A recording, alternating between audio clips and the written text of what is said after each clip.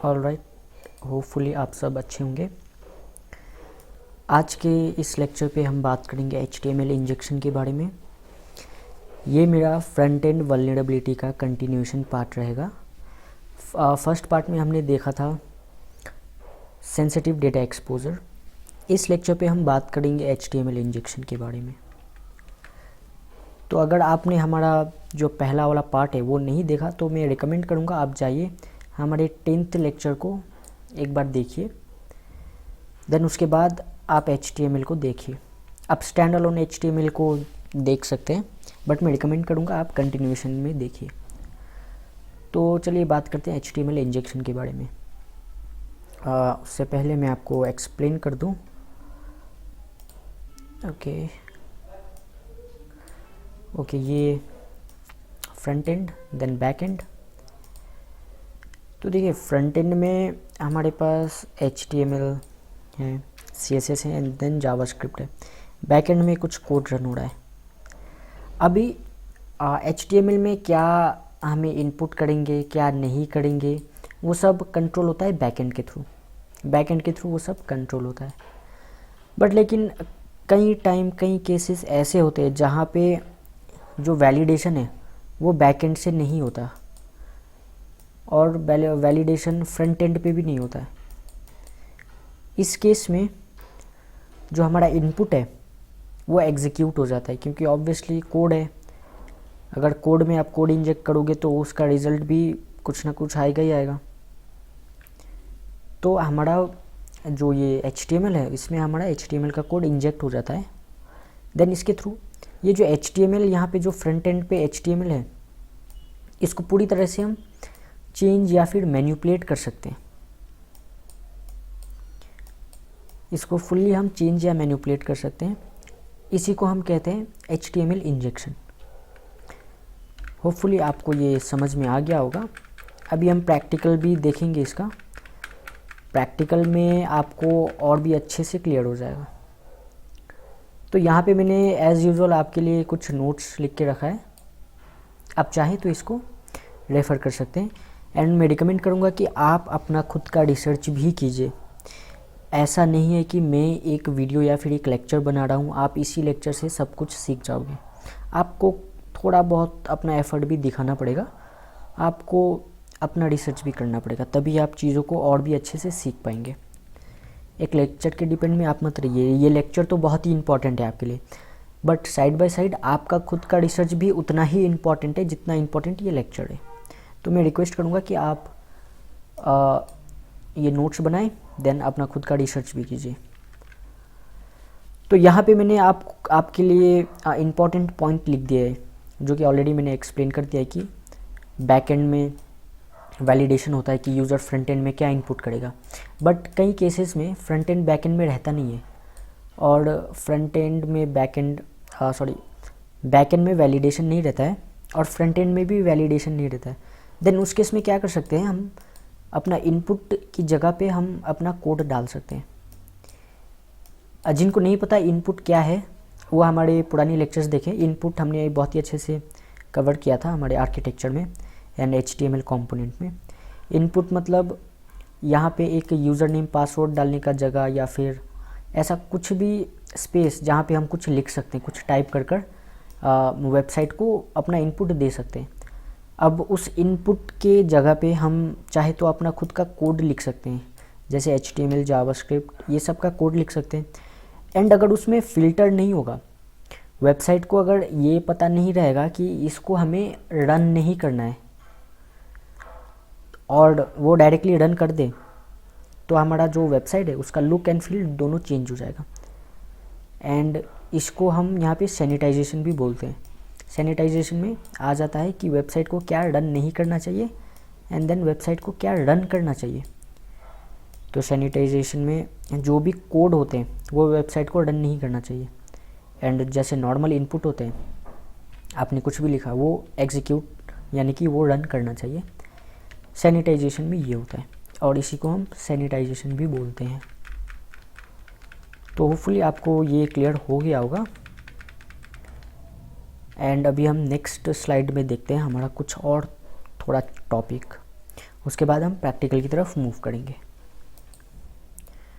मैं यहाँ पे आप लोगों के लिए एक एग्जांपल दे देता हूँ। देखिए ये है फ्रंट एंड एंड ये है बैक एंड। सेम एग्जांपल मैं दूंगा, लेकिन इस बार मैं थोड़ा इसको चेंज करूँगा। अब देखिए यहाँ पे एक लॉगिन पेज है। आपने लॉगिन पे आपका यूज़र नेम, देन आपने अपना ईमेल दिया, देन लॉगिन बटन पे क्लिक किया, आपका रिक्वेस्ट जाएगा सर्वर के पास। बट आपने यूज़र नेम और ईमेल पे अपना नाम या फिर पासवर्ड ही डाला था, नंबर्स या फिर अल्फ़ाबेट कैरेक्टर्स में, तो वो सर्वर के पास जाएगा। देन सर्वर इसको चेक करेगा। अब ये कैरेक्टर्स अलाउ हैं क्योंकि वेबसाइट है, तो वेबसाइट ने अलाउ कर दिया है कि हाँ ठीक है, आप इसी तरह का डेटा डाल सकते हो। बट क्या हो, यूज़र नेम पासवर्ड के फील्ड में आपने कोई कोड डाल दिया। लेट्स से आपने HTML का कोड डाल दिया, आपने HTML का कोड डाल दिया, आपने H1 का कोड डाल दिया और यहाँ पर लिख दिया हेलो।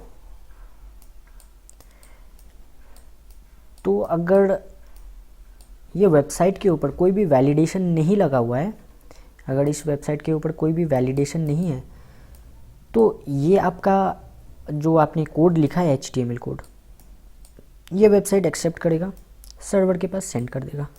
एंड देन सर्वर को भी पता नहीं है कि क्या रन करना चाहिए, क्या नहीं रन करना चाहिए, क्योंकि सर्वर के पास भी वैलिडेशन सैनिटाइजेशन नहीं हुआ है।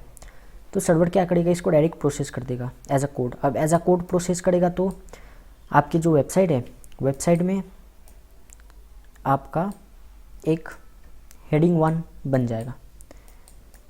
सेम इसी तरीके से आप वेबसाइट में बटन्स भी बना सकते हैं, कलर भी चेंज कर सकते हैं, बहुत सारी चीज़ कर सकते हैं। इवन आप डॉम मैनिपुलेशन भी कर सकते हैं। जिनको डॉम मैनिपुलेशन के बारे में नहीं पता, अगेन मैं रिमाइंड करा दूँ, हमने डॉम मैनिपुलेशन पे भी लेक्चर्स ले लिया है एंड ये हमारा कंटिन्यूशन पार्ट है।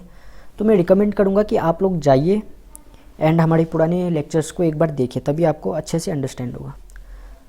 तो डॉम मैनिपुलेशन के थ्रू भी हम चीज़ों को मैनिपुलेट कर सकते हैं, चीज़ों को अल्टर कर सकते हैं। अब HTML इंजेक्शन आपका बहुत ही ज़्यादा फेमस डिफेसिंग करने के लिए है। आप वेबसाइट देखते हैं, वेबसाइट में डिफेस होता है। डिफेस मतलब कुछ भी नहीं, जो वेबसाइट का ओरिजिनल कंटेंट है उसको चेंज कर देना, उसको अल्टर कर देना। जैसे आपने कई बार टीवी पे या फिर न्यूज़ पे देखा होगा। अभी इनफैक्ट मुझको याद है तो एक कॉलेज था, ABC college, I think ABC engineering college, ABS engineering college sorry. Then उस कॉलेज में क्या हुआ था, कोई एक स्टूडेंट था जो कि स्टेज में वो ग्रीट कर रहे थे जय श्री राम बोलकर। देन फैकल्टी उनके ऊपर गुस्सा हो गई। तो बाकी जो नॉर्मल पीपल्स थे उन्होंने क्या किया, उनमें से एक्चुअली कुछ हैकर्स भी थे जो कि नॉर्मल पीपल थे। ऑब्वियसली किसी को पता नहीं है कौन हैकर्स थे, नहीं थे। तो उन्होंने क्या किया, जो ABS कॉलेज का वेबसाइट है वो उन्होंने डिफेस कर दिया और यहाँ पे कंटेंट चेंज करके वहाँ पे जय श्री राम लिख दिया। तो इसको बोलते हैं डिफेसमेंट। एंड डिफेसमेंट करने के लिए बहुत ही ज़्यादा यूज़ होता है HTML इंजेक्शन। जो एनोनिमस हैकिंग ग्रुप है, जो कि काफ़ी ज़्यादा पॉपुलर ग्रुप है इस दुनिया में, वो भी डिफेसमेंट ही यूज़ करती है कोई भी वेबसाइट को हैक करने के लिए या फिर मैसेज पास ऑन करने के लिए। तो हम देखेंगे एक्चुअली में वेबसाइट डिफेस कैसे होता है, हम वो भी देखेंगे इस वीडियो के प्रैक्टिकल सेक्शन में हम देखेंगे। तो होपफुली इतना आपको क्लियर हो गया होगा HTML इंजेक्शन एक्चुअली में क्या है। अभी हम डायरेक्ट जाएंगे प्रैक्टिकल की तरफ। उससे पहले मैं मेरा वर्चुअल मशीन इंस्टॉल कर लूँ। एंड एक इम्पॉर्टेंट बात, अगर क्योंकि अभी तक मैंने काली लाइनक्स इंस्टॉलेशन का कोई भी सीरीज़ नहीं बनाया है या फिर कोई भी वीडियोस नहीं बनाया है, तो अगर आपको काली लाइनक्स इंस्टॉल करने में, वर्चुअलाइजेशन इंस्टॉल करने में कोई भी दिक्कत हो, कोई भी इशू हो, तो आप कमेंट कर दीजिएगा। मैं लाइनक्स इंस्टॉलेशन के बारे में भी एक अलग से लेक्चर ले लूँगा, ठीक है, एक अलग से वीडियोस बना लूँगा आपके रिक्वेस्ट पे। एंड देन आपको और कोई भी टॉपिक चाहिए आप वो भी मुझको बता सकते हैं कि आपको इस टॉपिक में प्रॉब्लम है, मैं उसका भी क्लास ले लूँगा। Okay, nothing to worry, okay, no need to worry. सब हम यहाँ पे कवर करेंगे और बहुत ही अच्छे से कवर करेंगे। हमारे चैनल का जो ये कोर्स है ये हमने एब्सोल्युटली फ्री रखा है एंड इस पे हम टॉप नॉच कंटेंट देंगे, ये हमारा प्रॉमिस है। आपको जो कंटेंट मार्केट में काफ़ी हाई प्राइस पे मिलता है उसको हम बिल्कुल भी यहाँ पे फ्री कर देंगे, ठीक है।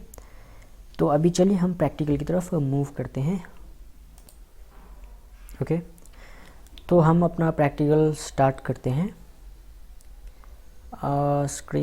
हमारा स्क्रीन साइज़ मैं थोड़ा सा बड़ा कर दूं, यहाँ से मैं थोड़ा सा छोटा कर देता हूँ ताकि आपको प्रॉब्लम ना हो, ओके। हाँ, तो मैं इसको थोड़ा जूम कर लेता हूँ। तो देखिए ये हमारा एक वेबसाइट है, ये हमारा आईपी है। ऑब्वियसली ये एक डेमो वेबसाइट है, तो हम डेमो पे पहले अंडरस्टैंड करेंगे। यहाँ पे रिफ्रेश बटन है, यहाँ पे एक वेबसाइट है, यहाँ पे एक बटन दिया हुआ है click to enter your name. मैं इस बटन पे क्लिक करूँगा तो एक पॉपअप आएगा।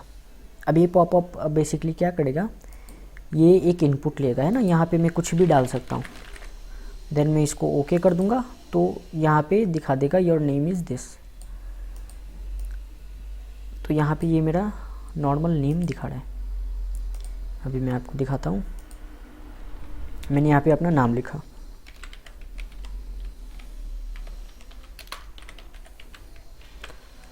अभी मैंने इसको ओके कर दिया तो देखिए ये जो नाम है वो बहुत ही नॉर्मल वे में आया। बट मैं अगर क्या हो, मैं अपने नाम से पहले या फिर मैं नाम ना डालकर इस पर कोई भी कोड डाल दूँ तो कोड रन करेगा क्या, वो मुझको चेक करना है। तो प्रॉब्लम ये है कि हम कौन सा कोड डालें। तो इसको आप एकदम कंफ्यूज मत होइए। आप HTML पे आ रहे हो, ये जो पूरा का पूरा पेज है ये HTML बेस्ड पेज है, HTML पे बना हुआ है, तो आपको HTML कोड ही यूज़ करने पड़ेंगे। अब HTML कोड जिनको नहीं पता मैं उनको बता देता हूँ। आप W3 स्कूल पे जाइएगा, यहाँ पे आप HTML टाइप करेंगे तो देखिए यहाँ पे आपको वेबसाइट मिल जाएगा HTML के बारे में। अब HTML में कौन कौन से कोड यूज़ होते हैं, क्या क्या एलिमेंट्स हैं, सब आपको यहीं पे मिल जाएंगे। तो आप यहाँ से कोई भी कोड ले सकते हैं। तो देखिए मैं पहला वाला लूँगा H1। अब ये स्पेसिफाई करता है हेडिंग को। तो कोई भी पेज में हेडिंग लिखना हो तो हम H1 से स्पेसिफाई करते हैं। अब देखिए ये आपको एक नॉर्मल पैराग्राफ, नॉर्मल टेक्स्ट दिख रहा होगा। अभी मैं इस पर HTML कोड एंटर करूँगा।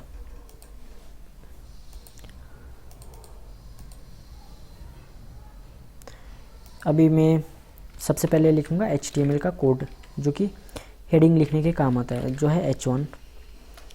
देन मैं अपना टेक्स्ट यहाँ पे पेस्ट कर दूँगा। देन मेरे जो कोड है उसको मैं क्लोज़ कर दूँगा। बेसिकली ये टैग है, इसको मैं क्लोज़ कर दूँगा H1, ओके। मैं एंटर करूँगा तो देखिए इस बार मेरा जो हेडिंग था या फिर ये जो टेक्स्ट था ये एज अ हेडिंग के फॉर्म में आ रहा है। पैराग्राफ ये है बट ये एक हेडिंग के फॉर्म में आ रहा है। तो इससे हम कंफर्म हो सकते हैं, इससे हम कंफर्म हो चुके हैं कि ये जो वेबसाइट है ये हमारा HTML कोड को एक्सेप्ट कर रहा है। यहाँ पे कोई भी किसी भी तरह का वैलिडेशन नहीं लगा हुआ है। तो अब इस वेबसाइट का लुक हम चेंज कर सकते हैं। इसके लिए डिफेसमेंट हम कर सकते हैं इस वेबसाइट को। आपको कुछ नहीं करना है, आपको यहाँ पे टाइप करना है या फिर कोई भी आप ब्राउज़र पे टाइप कर सकते हैं डिफेसमेंट HTML कोड गिटहब।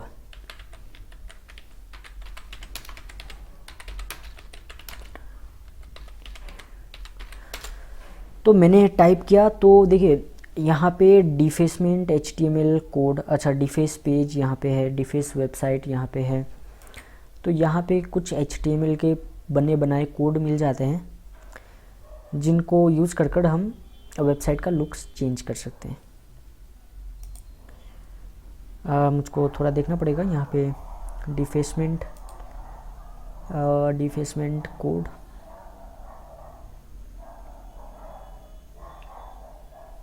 हाँ तो देखिए यहाँ पे you have been hacked. Okay, अगर मैं इसको कॉपी कर लूँ एंड मैं अपने वेबसाइट में आऊँ, एंटर योर नेम की जगह पे मैं पूरा का पूरा चीज़ यहाँ पे पेस्ट कर दूँ, देन उस केस में क्या होगा? तो देखिए उस केस में क्या हुआ, मैं वेबसाइट ने मेरे पूरा का पूरा HTML कोड को रन कर दिया। अब यहाँ पे आ रहा है यू हैव बीन हैक्ड, तो इसी को डिफेसमेंट कहते हैं। ऐसे बहुत सारे आपको कोड मिल जाएंगे जो कि डिफेसमेंट के लिए यूज़ होते हैं। कोड आप बना भी सकते हैं, लेकिन जब ऑलरेडी हमें कोड इंटरनेट से मिल जाएगा तो बनाने में हम उतना टाइम इन्वेस्ट नहीं करेंगे।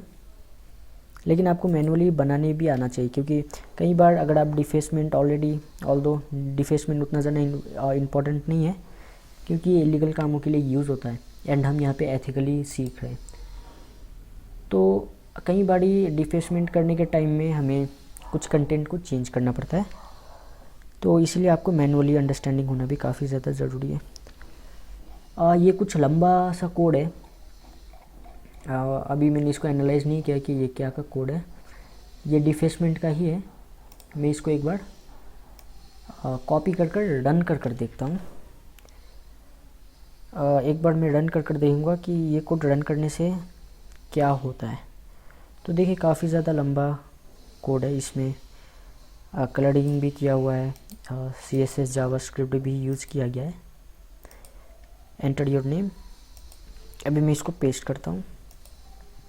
ओके, तो देखिए ये वेबसाइट पूरी इस तरीके से वेबसाइट का लुक एंड फील चेंज हो गया। अभी भी मेरा सेम वेबसाइट है, यहाँ पे आ रहा है click to enter your name. तो ये काफ़ी ज़्यादा लंबा कोड था। यहाँ पे इमेज दिया है बट इमेज लोड नहीं हो रहा है due to some reasons,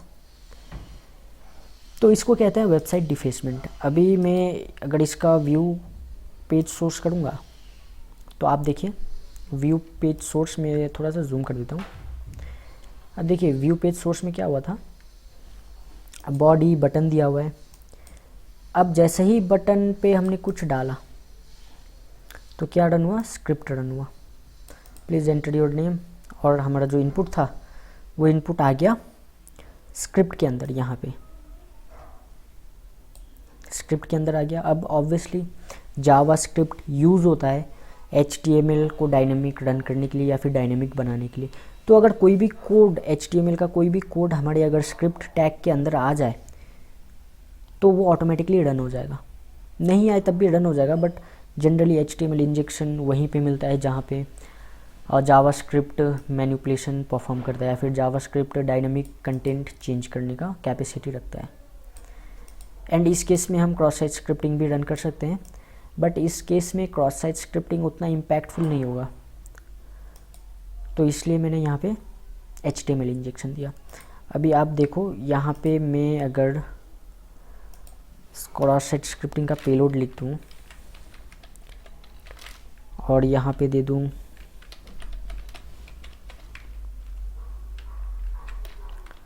alert1 और स्क्रिप्ट टैग क्लोज कर दूँ, तो यहाँ पे क्या होगा, सिंपली एक पॉपअप आएगा। मैं लिख के देखता हूँ,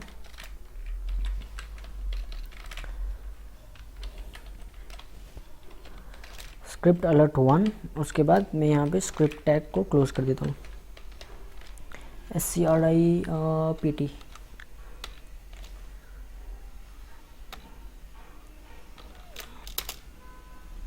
okay, I think 1 minute.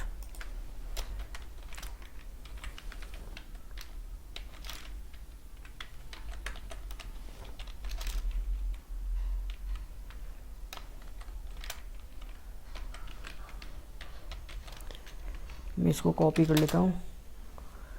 Okay, ये HTML और ये जावास्क्रिप्ट मेरा रन नहीं हो रहा है। अब इसका मुझको देखना पड़ेगा मेरा इनपुट कहाँ पे रिफ्लेक्ट हो रहा है, उस केस पे मैं कर लूँगा।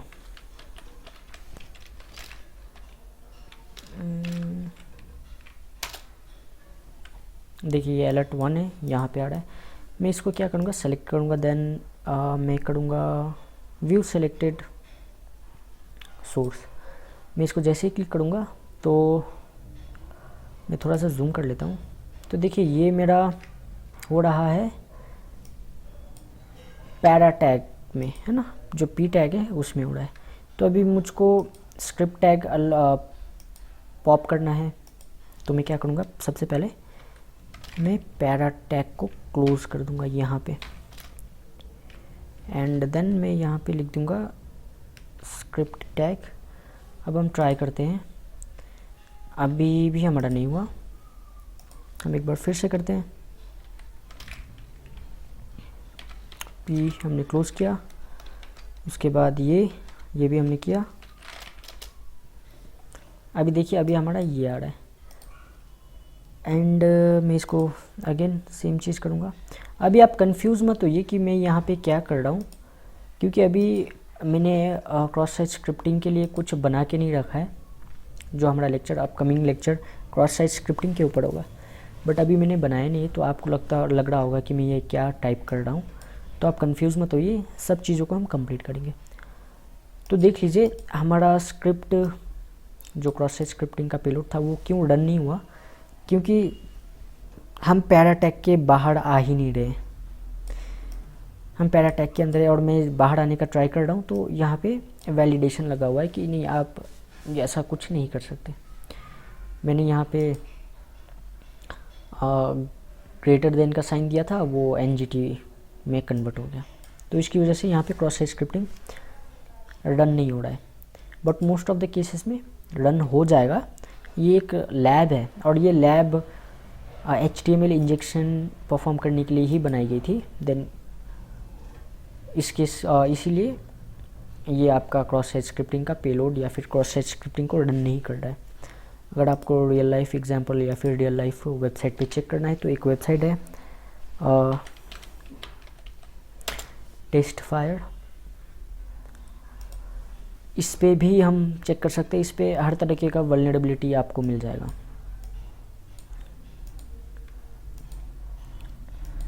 तो मैं अगर आपको जूम कर दूं, यहाँ पे सर्च बार है, मैं यहाँ पे H1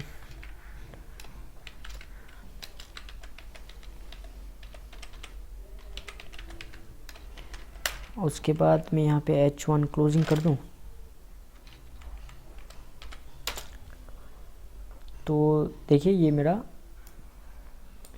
मेरा हेडिंग है और ये मेरा पैराग्राफ है। सेम मैं यहाँ पे क्रॉस साइट स्क्रिप्टिंग का पेलोड डाल दूँ तो ये पॉप कर देगा, है ना।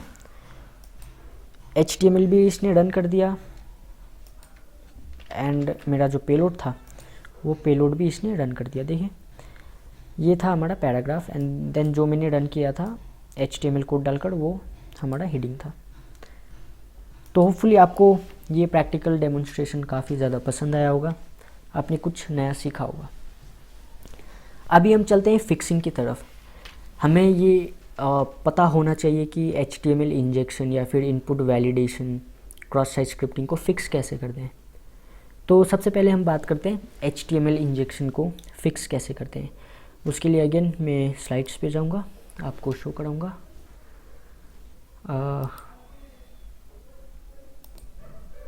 ओके, तो देखिए प्रिवेंशन कैसे प्रिवेंट करते हैं HTML इंजेक्शन को। तो सबसे पहला जो हमारा तरीका रहेगा, हमारा अप्रोच रहेगा, वो है इनपुट वैलिडेशन। अब इनपुट वैलिडेशन क्या, जैसे मैंने पहले बात किया था, आप अपने वेबसाइट के जो इनपुट फील्ड है उस पर क्या चीज़ अलाउ कर रहे हो, क्या चीज़ अलाउ नहीं कर रहे हो, ये आपको चेक करना पड़ेगा। एंड आप उस पर रिस्ट्रिक्शन लगाओगे कि आप यहाँ पे ये चीज़ अलाउ नहीं कर सकते। देन आउटपुट इनकोडिंग, मान लीजिए सपोज़ अगर कुछ चीज़ आपको दिखाना पड़ गया, क्योंकि वेबसाइट टू वेबसाइट डिफ़र करता है। अभी इस एग्जांपल में जैसा आपने देखा HTML इंजेक्शन हमारा एग्जीक्यूट हो गया, बट क्रॉस साइट स्क्रिप्टिंग का हमारा पेलोड एग्जीक्यूट नहीं हुआ। अगर आप कोई कोडिंग वाले वेबसाइट जाओगे तो उसमें आपको कोड डालना पड़ेगा, विदाउट कोड डाले आप प्रैक्टिस नहीं कर सकते। देन उस केस में आप कोड आपको एंटर करना पड़ेगा, लेकिन इनपुट वैलिडेशन लगाओगे तो फिर आपको कोड एंटर करने नहीं देगा। तो डिफरेंट केसेस में हम डिफरेंट अप्रोचेस यूज़ करते हैं। सबसे पहले इनपुट वैलिडेशन, एंड अगेन अगर आपको कुछ स्पेसिफिक कोड आपको दिखाने हैं तो आप आउटपुट इनकोडिंग कर दो। जो आपने कोड दिया वो कोड को पहले इनकोड कराओ। इनकोडिंग क्या होता है ये हम अपने अगले लेक्चर्स में देखेंगे। आप समझ लीजिए इनकोडिंग, मैंने यहाँ पे एक टेक्स्ट लिखा ये, तो इसको मैं कुछ एक अलग लैंग्वेज में कन्वर्ट कर दूंगा, है ना, जैसे ZYG है ना, इस लैंग्वेज में मैं कन्वर्ट कर दूंगा। अब मान लीजिए ये आपका कोई एक कोड था, इसको मैंने ये लैंग्वेज में कन्वर्ट कर दिया। अब ये एज अ टेक्स्ट एक्ट करेगा, ये एज अ कोड एक्ट नहीं करेगा क्योंकि ऑब्वियसली ये इनकोड हो गया है। तो हम इनकोडिंग यूज़ कर सकते हैं एंड सर्वर पर स्टोर कर सकते हैं। अब सर्वर पर स्टोर होगा, इनकोडिंग है तो एज अ प्लेन टेक्स्ट ही जाएगा और ये आपका रन नहीं होगा, और फिर सर्वर से रिस्पॉन्स आएगा तो आपका जो स्क्रीन है वहाँ पे ये दिखा देगा, क्योंकि ब्राउज़र के पास मैकेनिज़्म रहता है कि वो इनकोडिंग जो कैरेक्टर्स है उनको डिकोड कर ले। तो ये टेक्नोलॉजी ब्राउज़र के पास रहती है, जिसके बारे में हम काफ़ी डिटेल्स में बात करेंगे। तो ये आपका इनकोडिंग एंड डिकोडिंग होता है। अब आउटपुट इनकोडिंग हमने अभी देखा, मैं मेरे लैब में क्रॉस साइट स्क्रिप्टिंग का पेलोड रन कर रहा था, तो मेरा जो ग्रेटर देन का साइन था ये वाला, वो NGT में कन्वर्ट हो गया। तो मैंने डाला तो ये था, मुझको मिला ये एक्चुअली में सर्वर पर स्टोर हुआ है। अगर इसकी जगह ये स्टोर हो जाता तो मेरा कोड जो है था वो रन हो जाता। इसी को बोलते हैं आउटपुट इनकोडिंग। अगर आपको कुछ इम्पॉर्टेंट कोड डालना ही है आपके इनपुट फील्ड में, तो सबसे पहले आप उसको इनकोड कराओ, उसको कन्वर्ट कराओ किसी और लैंग्वेज में, देन उसको सर्वर पर स्टोर कराओ एज अ टेक्स्ट, देन जो आपका क्लाइंट है उसको आप शो करा सकते हो। तो ये था input encoding and then output encoding. और एक मेन चीज़ जो कि प्रिवेंशन में काफ़ी ज़्यादा इम्पॉर्टेंट है वो है CSP, कंटेंट सिक्योरिटी पॉलिसी। अब ये एक HTTP हेडर है, अगेन ये एक HTTP हेडर है। जिनको नहीं पता कि HTTP क्या होता है, आप टेंशन मत लीजिए। हमारा वेब डेवलपमेंट जो अभी हम बेसिक ऑफ वेब एप्लीकेशंस देख रहे हैं, ये सीरीज़ कंप्लीट हो जाने दीजिए। ये सीरीज़ नहीं, बस ये लेक्चर्स, उसके बाद हमारा जो नेक्स्ट लेक्चर होगा वो पूरा का पूरा होगा HTTP पे। हम उस पर HTTP बहुत ही ज़्यादा डिटेल में बात करेंगे। तो आप बस इतना समझ लीजिए, एक क्लाइंट सर्वर, बीच में कम्युनिकेशन होता है इंटरनेट के थ्रू। अब ये जो सर्वर है और यहाँ जो इंटरनेट है, यहाँ पे रन होता है आपका HTTP।